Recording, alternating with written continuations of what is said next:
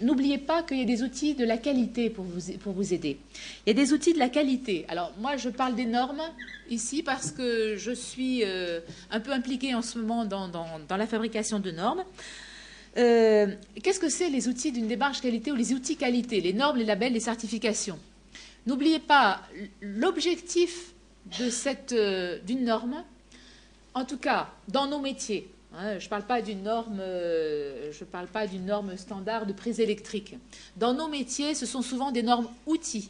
Ce sont des normes qui nous aident à avoir des références communes et qui permettent à différentes personnes qui occupent les différentes facettes d'un même objet, c'est-à-dire des acheteurs, des pédagogues, des apprenants quand ils peuvent rentrer dans le débat, des conseillers, d'avoir les mêmes références et de s'entendre sur les mêmes choses, qu'il n'y ait pas de malentendu, et d'avancer dans un sens commun qui va améliorer la situation. Alors, pour fluidifier, pour réguler l'activité de formation entre tous ces acteurs, l'AFNOR travaille en ce moment, moi je suis dans ce groupe de travail, sur 3 nouvelles normes. Fin 2012, vous aurez accès à 3 nouvelles normes en formation professionnelle. La première sort en ce moment. Elle s'appelle le process de réalisation d'une action de formation. C'est-à-dire qu'elle reprend tout ce que vous connaissez entre l'analyse des besoins et l'évaluation. Et on s'est rendu compte à l'AFNOR, quand on a mis cette norme-là en circulation pour consultation et avis, qu'énormément de gens découvraient qu'une action de formation, ce n'est pas seulement un cours dans une salle. Et on a été très étonnés. Donc ça veut dire que là aussi, il y a encore beaucoup de choses à prendre. Et vous avez peut-être eu cette expérience, vous, dans vos contacts. On est encore, nous, très étonnés à Centre Info quand on va voir le service formation d'un très grand groupe et qu'on voit en face de nous 8 personnes dont pas une n'a le soupçon d'une idée de ce que c'est que l'ingénierie de formation.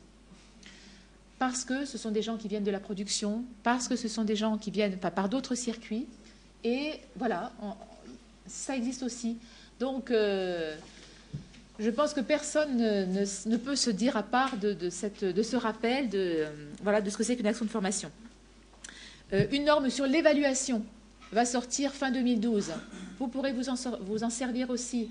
L'intérêt de cette norme, c'est qu'elle ne prend pas l'évaluation dans l'absolu, mais que c'est l'évaluation par rapport à quelque chose, dans tel contexte.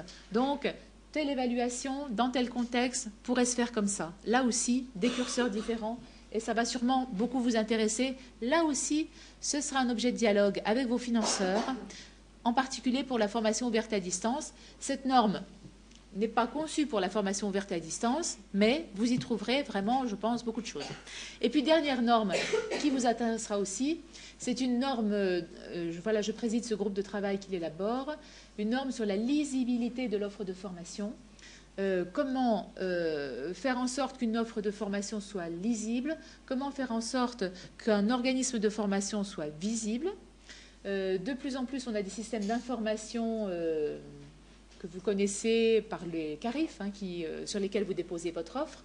Un décret de décembre dernier a donné à Centre Info la mission de monter, en relation aussi avec les régions bien sûr, un entrepôt national de données sur l'offre de formation, en relation avec le nouveau système national alimenté par la DGEFP qui reprend tous les organismes de formation qui ont un numéro de déclaration d'activité. Donc voilà, nous allons faire une norme sur la lisibilité de l'offre de formation. Ce qui est intéressant, c'est qu'on a auditionné plusieurs catégories, les acheteurs, les prestataires, les bénéficiaires, les prescripteurs, et que chacun a dit ses priorités en termes d'offres. Qu'est-ce qu'il a envie de connaître d'une offre de formation pour sélectionner l'organisme, pour sélectionner l'offre, etc. Donc, voilà des outils pour les professionnels que vous êtes. Et je pense que aussi dans le contexte de la FOAD, ça va vous aider.